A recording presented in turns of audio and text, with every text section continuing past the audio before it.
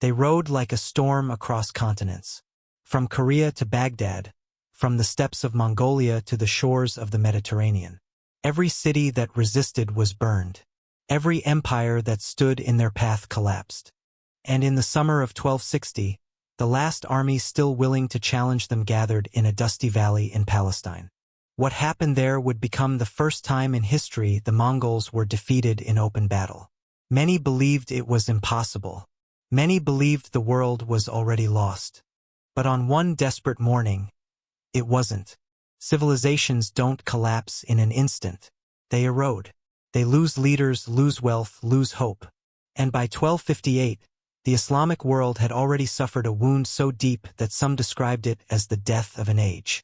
The Mongol general Hulagu swept west with an army nearly unmatched in mobility and ruthlessness. And the jewel of the medieval Middle East, Baghdad, the heart of the Abbasid Caliphate, fell. A city that had once held 1 million souls. A city of scholars, astronomers, libraries, poetry, erased in a week. Survivors whispered that the Tigris River ran black with ink and red with blood. The Mongols moved next into Syria. Aleppo surrendered. Damascus soon followed. One by one, the great cities that had defined the Middle Eastern world were taken with shocking ease. To the people of the region, the future seemed set. The Mongols were invincible. Resistance was pointless. Except, in the far south, one stubborn power remained. Their new Sultan Qutuz had come to power in a palace coup. He wasn't beloved. He wasn't expected to last long. But he understood something that many around him did not. If the Mongols reached Cairo, there would be no more Islamic world to speak of. Not culturally, not politically, not spiritually. And so, when the Mongols sent a chilling letter demanding surrender, Qutuz did something no one expected. He did not negotiate. He did not stall. He executed the Mongol envoys, mounted their heads on the walls of Cairo, and declared, "Whoever wants to wage jihad, follow me." It was a moment that set the stage for one of history's most dramatic reversals. But Qutuz wasn't fighting alone. At his side rode a man who would become legendary. Baybars. Cunning, fierce, and brilliant, Baybars understood the Mongols better than almost anyone alive. He had studied their movements, their tactics, their psychology. He knew that defeating the Mongols required something they had rarely faced, an enemy who used their own strategies against them. So the Mamluk army, just 20,000 strong, marched north through the Sinai and into Palestine. Their target, a narrow valley at the foot of Mount Gilboa.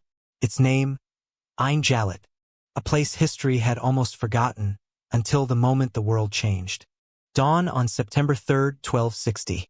The Mongol army, led by Kitbuqa, a loyal general of Hulagu, rode forward with confidence born from decades of victories. They believed the Mamluks would do what everyone else had done: break, retreat, collapse. And for the first hours of the battle, it seemed they were right. Baybars struck first, launching fierce cavalry charges and then quickly retreating. This was no accident. Baybars was performing the Mongols' own signature tactic, the feigned retreat. And Kitbuqa, proud, aggressive, and hungry for a final conquest, took the bait. He ordered a full pursuit. The Mongol cavalry thundered into the valley, leaving their infantry and reserves far behind. They chased deeper and deeper until the ground beneath them narrowed into a trap. Suddenly, from behind the ridges, horns sounded. Dust erupted. The hidden Mamluk reserve forces charged from both sides, slamming shut around the Mongols like a steel jaw. The hunters had become the hunted. For the first time in living memory, Mongol cavalry found themselves surrounded, cut off, unable to maneuver, and the Mamluks, elite horse archers trained from childhood, unleashed a storm of arrows. Kitbuqa's men fought brutally, refusing to surrender. Steel clashed against steel. The valley filled with the cries of men who had never known defeat, resisting to their last breath. Kitbuqa himself was captured, still fighting, and executed. As the sun set and the dust cleared, something unbelievable had happened. The Mongols had been defeated in open combat. Not by a vast coalition, not by a miracle, but by strategy, courage, and the refusal of one army to believe that history was already written. News of Ain Jalut spread like wildfire. To the people of Egypt, Syria, and beyond, it was more than a victory. It was proof that the Mongol storm could be stopped. To future historians, Ain Jalut stands as a hinge point. Had the Mamluks fallen, the Mongols could have swept into North Africa, perhaps into Europe from the south. The Islamic Golden Age, already wounded, might never have revived. And the cultural foundations of the Middle East, as we know, it could have been changed beyond recognition. Even the Mongol Empire itself would shift. Hulagu never regained momentum in the region. The dream of a unified Mongol conquest of the West quietly died on the dusty ground of that valley. And Qutuz, the Sultan who saved his civilization, he would not live to see the full fruits of his victory.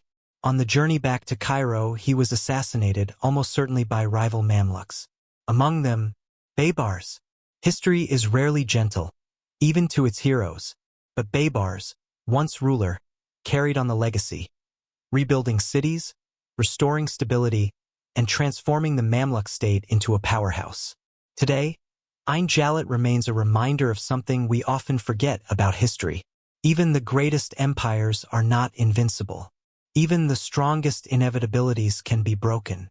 And sometimes all it takes is one army in one valley, refusing to run when the world expects them to fall.